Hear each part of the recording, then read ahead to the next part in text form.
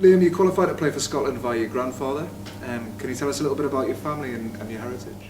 Yeah, well, for me, playing for Scotland was through my grandfather, obviously, like I said, and that was from my mother's side.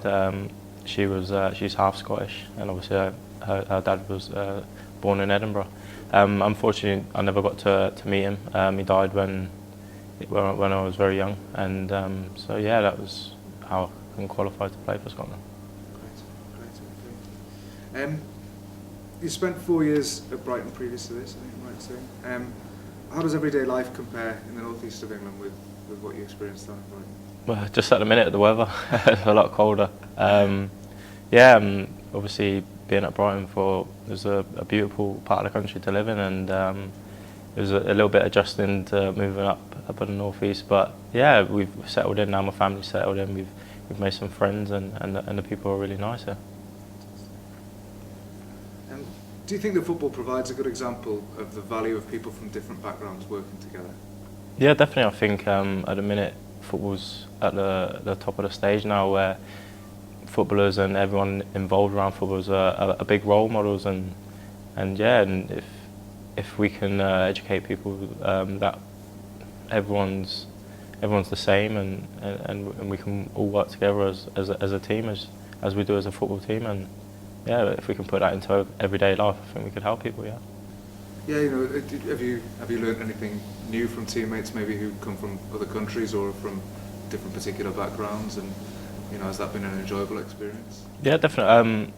Me playing at Chelsea from a young age, we had a lot of foreign players, a lot of Spanish and Portuguese, and yeah, you learn things from them. You learn about everyday life, how they would have went about, and you take things from it. You take the positives from if you like something what they're doing, and obviously in England we might have not have done, and yeah, we take that on board and use it as your everyday life. So I think it's just a learning curve, really. I think you just learning off of everyone that you meet along the way.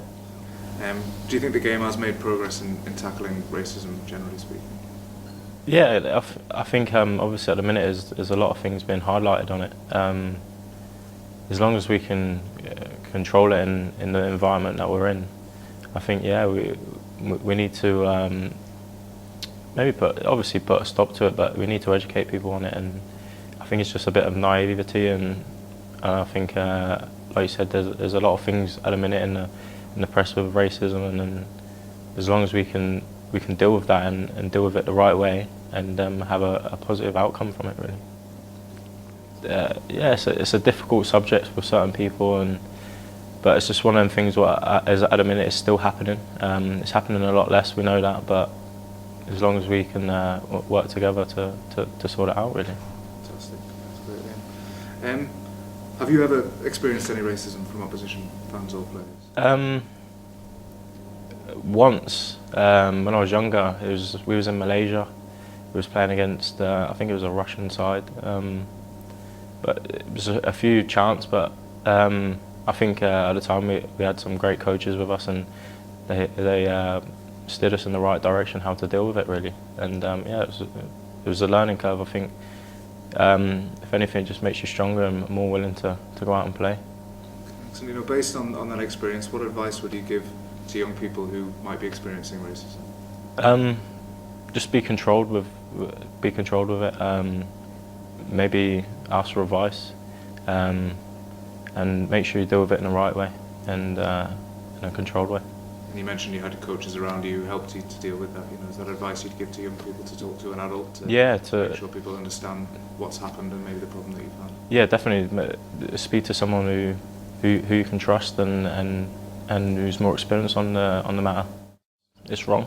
You don't have to take it. I think for me it's just a thing what's at a minute it could be brushed under the carpet, but I think the point we're at now, we need to stand up and tackle it, really. Show racism the red card.